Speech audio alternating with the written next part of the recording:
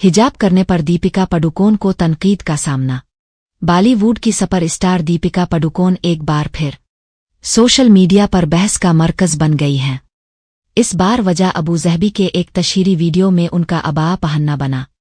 Social media पर viral होने वाली ये वीडियो अबूज़हबी के महकमा सकाफत और सियाहत के इश्तिराक से जारी की गई है, जिसमें दीपिका अपने शौहर रणवीर सिंह के हमरा ब्रांड एम्बेसडर के तौर पर नजर आती हैं।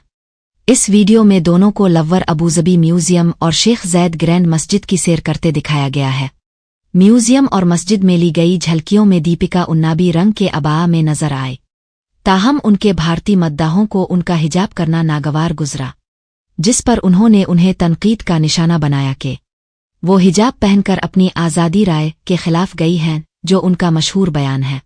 ताहम कुछ मद्दाहों ने वाज़े किया कि ये अबाया था जो मस्जिद में दाखिले के वक्त ख़वातीन के लिए मुनासिब लिबास समझा जाता है और हिजाब करना अरब सकाफत का भी हिस्सा है।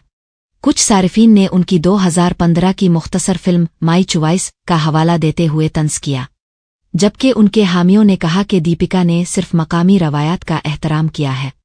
याद रहे कि ये पहला मौका नहीं कि अदाकारा मजहबी सकाफती मकामात पर रिवायती लिबास में दिखाई दी हैं।